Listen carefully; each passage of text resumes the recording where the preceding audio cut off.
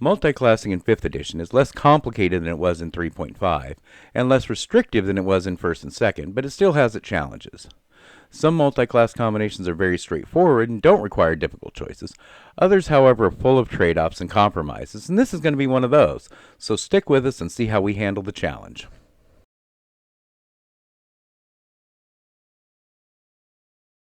Hi everyone, and welcome to an informative episode of The Dungeon Crashers. I'm Guy. And I'm Sapil. Before we get started, remember to like this video, subscribe to our channel, and turn on notifications so you don't miss any of our educational D&D content. As any of our regular viewers already know, we like multi-classing on the Dungeon Crashers. Multi-class characters aren't better than single-class characters, and our recent Ravnica series highlighted how powerful a single-class character can be, but multi-classing can give a character some interesting abilities, or powerful synergies, and it can also allow a player to make a character whose abilities match the person they are role-playing. As Guy said, there is always trade-offs with multi-classing, and some are harder than others. In a recent video in this series about the Paladin of Calangadin, who was multi-class with Sorcerer, the choices are very simple. One Sorcerer level early on, and then as much Paladin as we wanted, and then more Sorcerer levels. This character is going to be the Rogue of that party, and the choices are not going to be as simple. The first 5 levels of Rogue are all great, and we are multi-classing with Ranger, which also has a number of abilities we want early on, especially extra attack. So even early on we have some hard choices to make. This character is the final member of our Mountain Dwarf party, and next week we will be starting a new lineage to be decided by our poll, so after this video make sure you go and vote for what you'd like to see us do next. As a Mountain Dwarf, this character gets a +2 to both Strength and Constitution. This definitely seems less than optimal for a Rogue or a Ranger, but Dwarves do things a little differently than other races, and it's going to work out great. Dwarves also get dark vision out to 60 feet. They are medium-sized, standing between 4 to 5 feet tall, and have a move speed of 25 feet, but their speed is not reduced by wearing heavy armor. They also have stone cutting, giving them double proficiency bonus on history checks regarding stonework, and are considered proficient with those checks. Mountain Dwarves also get combat training, which gives them proficiency with light and medium armor, battle axes, hand axes, war hammers, and light hammers. We are using the point buy for abilities, and we put a 14 on strength, making it 16 with the first racial bonus. We put a 14 on dexterity, as we are wearing medium armor, and we will have a number of skills that use dexterity. We put a 12 on constitution, making it 14 after the second racial bonus. We put a 10 on intelligence. The only intelligence skill we need is investigation, and we will have expertise to help with that. We put a 14 on wisdom. It is necessary for multi-classing with Ranger, and we will have abilities from both our classes that benefit from wisdom. Lastly, we put an 8 on charisma. We fit the stereotype of dwarves' surly, suspicious, and sometimes vulgar nature. We also prefer to listen rather than speak until we have something important to say. Our hero begins his career as a guardsman in the clan militia. There's little crime among the dwarves of the Silverdown, but no society is perfect, and criminals still need to be caught. The clan also has neighboring goblins who aren't above stealing from their longtime enemies. Despite this, the life of a guardsman is a bit dull. Our hero is trained diligently to pursue criminals and solve mysteries, and has very few opportunities to use these skills. One day, when he reports for duty, he is told to report to the watch commander. When he arrives, he sees the commander is not alone. With him is a dwarf that he recognizes on sight, a nobleman, a clan elder, and noted hero of the clan. After introductions, the watch commander informs our hero that the nobleman has a favor to ask, and he thinks he will find it interesting. The noble then explains that his daughter has come of age and is being given command of a warband, as is traditional for young nobles. He says that although his daughter is a fine warrior, she is impulsive and tends to act without fully considering the consequences. He asks his friend the watch commander to recommend a skilled young warrior with good judgment and instincts to join her warband and serve as an advisor. Our hero is honored to be chosen for such a role, and more importantly, adventuring with a young noblewoman, performing great deeds for the clan, sounds a lot more challenging and interesting than breaking up drunken brawls and illegal card games, so he gladly accepted. He begins play with the City Watch background from Sword Coast Adventures Guide. He gives proficiency with the skills Athletics and Insight. Watch training requires both physical and mental discipline, and they are trained to read people's motives and intentions. It also gives proficiency with 2 languages of his choice. He already speaks Common and Dwarvish, so he chooses Gnomish and Goblin, as they are languages he commonly encounters. His training also makes him adept at locating dens of criminal activity, and can also quickly locate offices of law enforcers, even in unfamiliar places.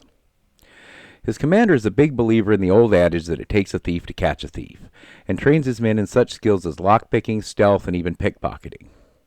Our hero begins play as a rogue. He gets proficiency in 4 skills from the rogue list, and he chooses investigation, perception, stealth, and sleight of hand. He also gains expertise in 2 of his skills, getting double his proficiency bonus on checks with them, and he chooses investigation and insight. He gets proficiency with simple weapons, hand crossbows, long swords, rapiers, and short swords. He also has proficiency with thieves' tools as well as dexterity and intelligence saves. He knows the language thieves can't, which is a code composed of gestures, signs, and slang terms that allow those who speak it to communicate secretly while appearing to carry on an unrelated conversation. It also includes symbols and runes that can be used to leave written messages regarding such things as the location of fences and hideouts, potential targets for robberies, and other things useful to criminals. Rogues also gain sneak attack. When attacking an opponent that they have advantage against, they gain additional damage on the attack. This begins as a d6, and they gain more dice as they gain rogue levels. They don't need advantage if they have an ally within 5 feet of the target. For equipment, he'll begin with chain shirt, upgrading to breastplate as soon as possible. These armors provide good protection without giving disadvantage on stealth. For weapons, he will use a short bow and 2 short swords. He needs a finesse weapon to use sneak attack, but does not have to use his dexterity modifier and can use strength for attack and damage. As he doesn't have the 2-weapon fighting style, he can add his strength bonus to the damage to a weapon in his offhand, but it still gives him an extra opportunity to attack and possibly deal sneak attack damage. A short bow is preferable to a hand crossbow because it lacks a loading property and has much better range. At 2nd level, he has seen some battle with his new companions and has taken on the role of second in command. His common sense and level-headedness serve to balance out his commander's passion and courage. He becomes a 2nd-level rogue. He gains cunning action, allowing him to dash, disengage, or hide as a bonus action. This gives him great speed and maneuverability in combat, and the ability to hide quickly is very useful in the mines and tunnels that he often finds himself adventuring in. We started with Rogue for a few reasons, primarily for the skill proficiencies and expertise, but cunning action is also very useful. His role in the party is Scout, Trap Finder, and Lookout, and Rogue gives him the skills to do this well. In combat, he is a skirmisher, moving in to attack enemies that he can use a sneak attack against, and disengaging before the enemy can attack him in return. With clever positioning, he can also make it so enemies can't pursue him without provoking attacks of opportunities from his more heavily armed and armored companions. As much as we would like to continue with Rogue, we don't want to put off extra attack for any more levels, so we're going to switch to Ranger for a while. At 3rd level, he takes 1st level of Ranger. We are using the revised Ranger from Tasha's Cauldron of Everything. Multiclassing into Ranger gives proficiency with light and medium armor and simple weapons, which we already have, but it also gives martial weapon proficiencies, which allows us to trade our short bow for a long bow, and we can also trade one of our short swords for a scimitar so that we can both have slashing and piercing damage types. We also gain proficiency in 1 skill from the Ranger list, and we will take Survival. Tasha's Rangers gain the ability Deft Explorer, which gives abilities at certain levels. The first ability is Canny, which gives expertise in 1 skill, and we are choosing Stealth. And we get proficiency with 2 languages. He chooses Giantish, as trolls and ogres are frequently encountered foes, and he takes Draconic, as kobolds are also a common menace. Tasha's Rangers also get Favored Foe. When you hit a creature, it becomes marked for 1 minute or until you lose concentration. The first time on each of your turns that you hit the creature, including the turn you mark it, you deal a 1d4 extra damage of your weapon's type. This dice improves as you gain levels, and you can use this ability a number of times a day equal to your proficiency modifier. These abilities replace the Natural Explorer and Favored Enemy features from the player's Handbook Ranger. At 4th level, he takes 2nd level of Ranger. He gets a fighting style, and he chooses 2-weapon fighting. Until now, his offhand weapon has really just been something to do with his bonus action, when he didn't have anything better to do with it. But now he can add his strength bonus to the damage, and it becomes a solid increase to his damage. And it will sometimes be worth it to stand and fight rather than disengaging with his bonus action after attacking. He also gains spellcasting. He gains 2 first-level spell slots and learns 2 first-level spells. His first spell is Hunter's Mark. This adds 1d6 damage to each of his attacks against an enemy he designates. If that enemy dies, he can use his bonus action to place the Hunter's Mark on a new enemy. This is much better than the Favored Foe ability, but it also requires a spell slot, so choose which one is better for your situation. For his second spell, he takes Good Berry, which creates 10 magic berries that last for 24 hours. Using an action to eat a berry, it heals 1 hit point of damage and provides enough nourishment to sustain the person for 1 day.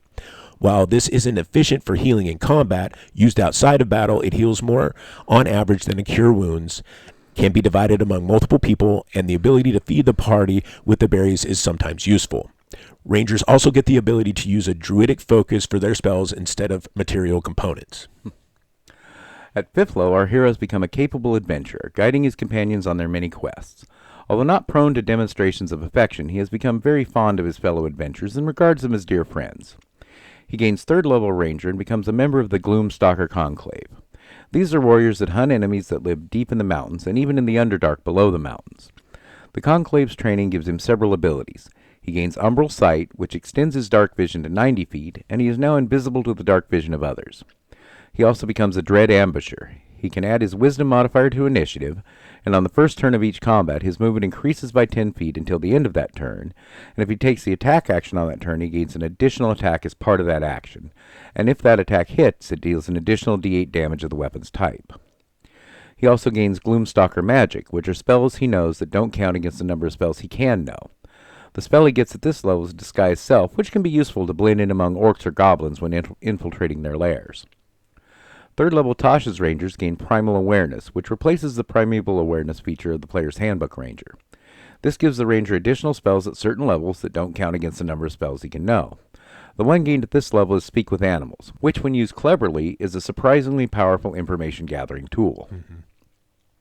He also gains a 3rd 1st level spell slot, and he can learn another 1st level spell, and he chooses Absorb Elements, which is an excellent defensive reaction spell. At 6th level, he becomes a 4th level Ranger, gaining an ability score improvement or a feat, and he's going to take the Squat Nimbleness feat. This is a racial feat from Xanathar's Guide to Everything that can be taken by dwarves or other small races.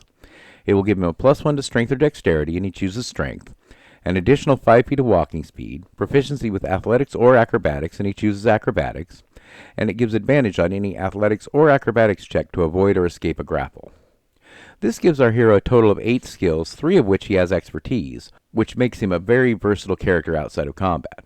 The increased movement makes up for his normally slow speed, especially when combined with his Dread Ambusher ability, or when he uses his Cunning action to dash. The increase in strength isn't enough to increase his modifier yet, but our goal with this character isn't entirely about combat effectiveness. We're also going for versatility, utility, and resilience, so we can accept a slower increase in our ability scores. At 7th level, our hero and his companions have adventured beyond the mountains in service to their clans, visiting the lands of the humans and even the elves. He learns a great deal in his travels and takes every opportunity to increase his skills. He becomes a 5th level Ranger, gaining extra attack, allowing him to make 2 attacks instead of 1 when taking the attack action. Combined with his 2 weapon fighting, this will give him up to 3 attacks on his turn, and 4 on the first round of combat. All of these attacks can benefit from Hunter's Mark, and his first attack on the first round gets an additional d8 damage, and 1 attack per turn can benefit from Sneak Attack. This makes him a very effective combatant when he needs to stand and fight. He also gets another 1st level spell slot and 2 2nd level slots, and can learn another spell that can be 2nd level. He chooses Healing Spirit. This is cast as a bonus action and creates an intangible spirit in a 5-foot space that resembles a beast or fey of the caster's choice. When a creature enters the spirit space for the first time each turn, the caster can heal that creature 1d6 hit points, and the caster can use a bonus action on his turn to move the spirit up to 30 feet.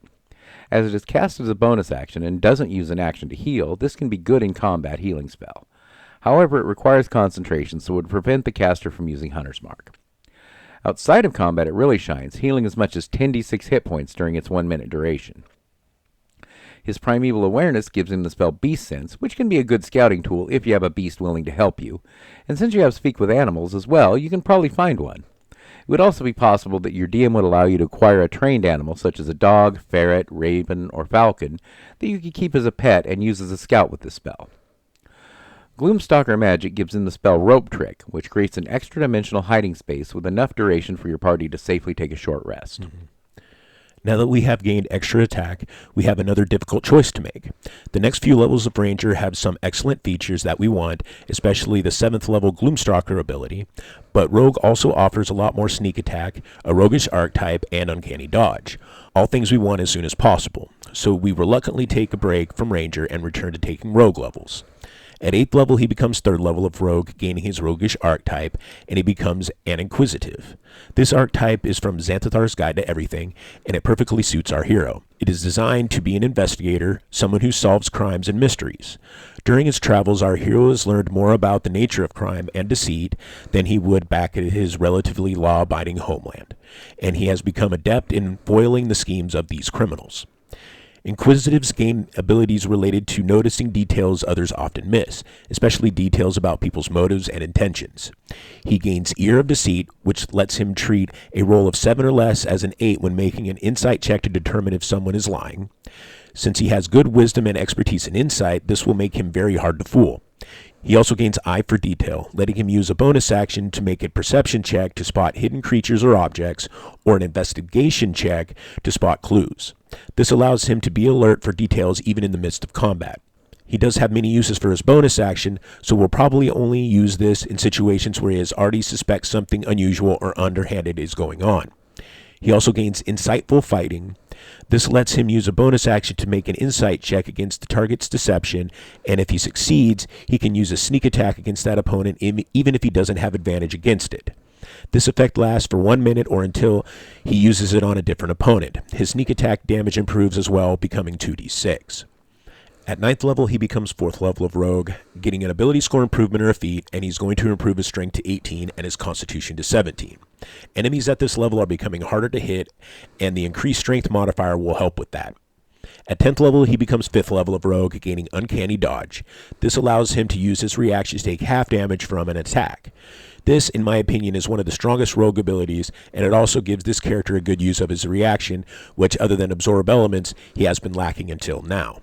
His sneak attack also improves again, becoming 3d6. As he has the ability to make many attacks and insightful fighting, he will have lots of opportunities to make sneak attacks, and he has a number of other ways to add damage to his attacks. This makes the character a strong fighter and letting the player do what rogue players love to do, and that's to roll lots of dice for damage. At 11th level, our hero and his companions have earned great renown both among their clan and in the lands around them. The nobleman who recruited him to join the warband rewards him for his service with the rank of constable. Not only does this carry more status and salary, it also gives him command of other watchmen and resources to conduct investigations when he is not away on quest in service to the clan. Having gained Uncanny Dodge, we are once again at a crossroads. Continuing with Rogue will give us more sneak attack, more expertise, and evasion, but there are also some important abilities we still want to get from Ranger. So he returns to his Ranger training, gaining 6th level.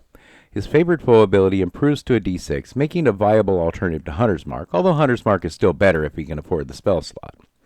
He also gains another ability from Deft Explorer, which is roving.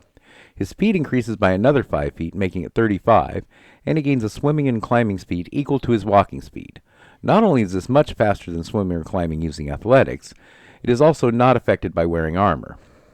As these movement speeds are based on his walking speed, they will also benefit from his Dread Ambusher ability, and can be used to dash as a bonus action with Cunning Action, making him a very maneuverable fighter and able to easily avoid many obstacles that he might encounter on his travels.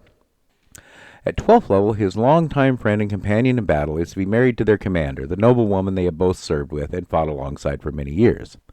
It is the custom among the dwarves of Silverdown that when a warrior is to be wed, he must set aside his weapons for the ceremony. In modern times, this is just a matter of tradition, but in ancient times, when attack could come at any time, it was dangerous to be unarmed, even within the halls. So the warrior would choose someone to stand with him to protect his bride should an attack occur. The honor of being given this duty was usually bestowed upon the groom's closest friend, and our hero is surprised and proud to be chosen. Although he loves his friends dearly, he isn't one for shows of affection or declarations of love, and others, noting his discomfort with such things, offered him few in return. So to stand beside his friend during the most important event of his life fills him with pride and happiness. He becomes a 7th level ranger, and from Gloom Stalker he gets Iron Mind, which gives him proficiency with wisdom saves. Having proficiency with a 3rd saving throw is always great, and wisdom is one of the important ones. He also gains a 3rd 2nd level spell slot and can learn another spell that can be 2nd level. However, there aren't any 2nd level ranger spells that he really needs. A lot of the best ranger spells require concentration, which interferes with Hunter's Mark, so we're deliberately avoiding them. Instead, we're going to take Jump from the 1st level list. Unlike many casters that get the spell, our hero has excellent strength and athletics proficiency, so this spell will give him incredible mobility. The downside is that it requires an action to cast, so in many cases it won't be worth using in combat. But our hero is an ambusher by nature, with expertise in stealth, so when he has time to prepare for combat, this is the perfect spell to use. On the subject of mobility, it's important to remember that a lot of enemies at this level can fly, and unless he's gotten a magic item that gives him the ability, our hero can't. This is a significant weakness, but not as bad as it seems. Although he has paid more attention to melee combat, he has a longbow and good dexterity, and most of his abilities, Dread Ambush, Sneak Attack, Favored Foe, Hunter's Mark, and Insightful Fighting, work just as well with ranged weapons, so he is well prepared to handle a flying foe. At 13th level, he takes his 8th and final level of Ranger. This is another difficult choice because both the Ranger class and the Gloom Stalker Conclave have a lot more to offer, but there is even more to be gained from Rogue.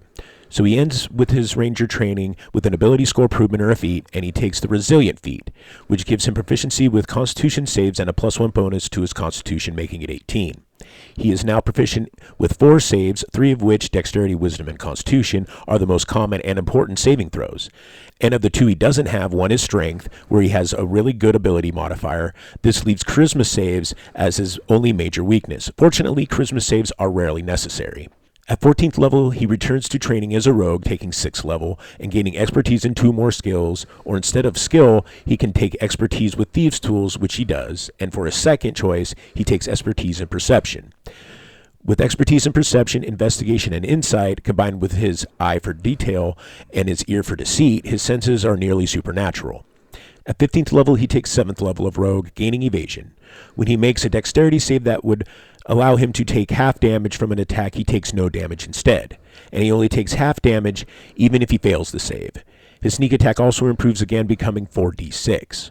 At 16th level, he takes 8th level of Rogue, gaining another ability score improvement or a feat, and he is going to increase his Dexterity to 16, to improve his skills, initiative, and attacks with his bow. At 17th level, our hero and his companions have become prominent members of the clan and have been given great responsibility. Our hero is promoted to the commander of the Watch and is now responsible for the safety of the clan against enemies both without and within. He takes his duty seriously and spends his days training his warriors and inspecting the clan's defenses. He is often called to meetings with the clan elders and nobles regarding the security of their holdings and how best to defend them. Those same elders and nobles also send their grandchildren to seek service with him, as his reputation and great deeds have increased the honor of the Watch, and it is now seen as a high calling worthy of the highborn. If any of these young lords and ladies came to him thinking their station would grant them favor, they quickly discovered their mistake, and he has required the same rigorous training and devotion as any of his normal recruits. He becomes a 9th level rogue.